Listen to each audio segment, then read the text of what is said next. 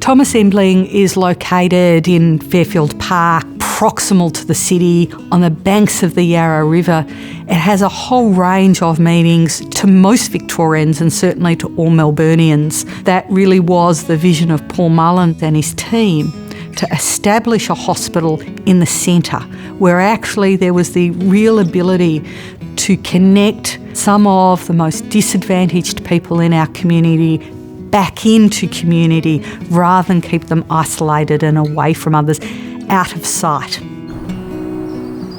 It's a beautiful spot. The Thomas Embling Hospital is pretty well on a very significant area for Wurundjeri Wurrung people. Just up the road there we've got the Mullen, and that is a meeting place for all tribes where they would actually come to spear eels and take them home. For the Aboriginal consumers in Thomas Embling here, it's very important for them to be able to connect with not only their culture but our culture here, and it makes them feel so much at ease. 20 years ago when the hospital opened, we had a couple of buses that arrived and Special Operations Group police, and all the staff hopped onto the buses with the patients, and we took off from Rosanna Forensic Psychiatry Centre to Thomas Embling Hospital. I had to coordinate the buses. That was my job, deciding on who sat on what bus. I have a really strong memory of the day the hospital opened, those big buses coming through the Sallyport doors and bursting into tears. It was just amazing looking at the response from the patients when they saw this brand new facility. Everything was, clean and bright and new. There was a real feeling of optimism. Here was an opportunity to pursue a whole new model. It was a purpose-built hospital, a better environment to care for the patients that we worked with.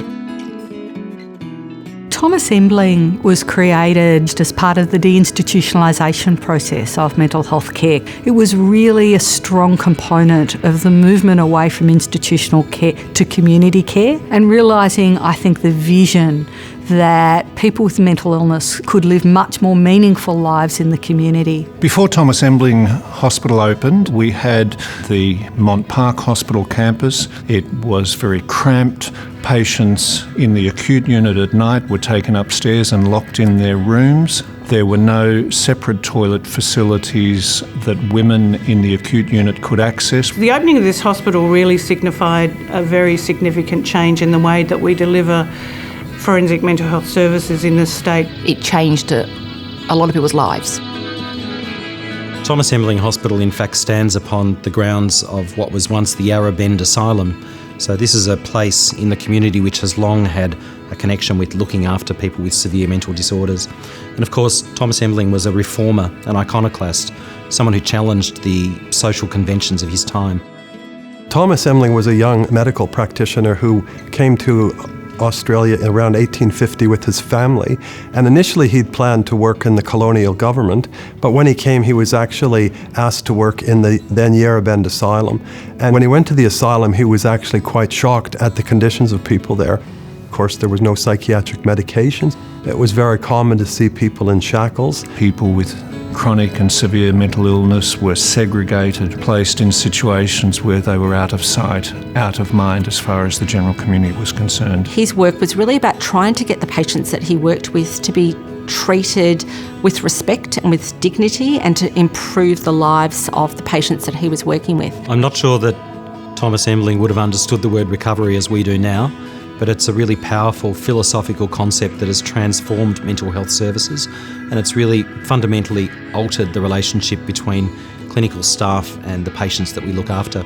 The world's changed. We've got new approaches to things, we've got new toys and new gadgets, but the focus on coming together, helping each other, improving your mental health and your physical health, and rejoining a community a stronger person, that hasn't changed. Paul Mullen was our initial clinical director of the service. He really led the way in terms of what a forensic mental health service was, how we should be focusing not just on a patient's mental illness, but what are some of those risk factors, or what are their offending behaviour that led somebody to come into the criminal justice system. The whole philosophy on which the hospital was based was one of individually tailored programs, the idea that the vast majority of people would eventually return to the community. While it is a hospital, it really is also a part of the community and is really part of that aspiration and dream, I think, seeing that people with a mental illness can live the lives of their choosing within the community and place that they want to live in. We deliver world-class care and treatment. I'm very proud of what we've been able to do here at Thomas Embling over those 20 years. I think someone like Dr. Embling would be absolutely amazed. I'd like to think he would be very proud of the legacy he's left and the hospital having been named after him.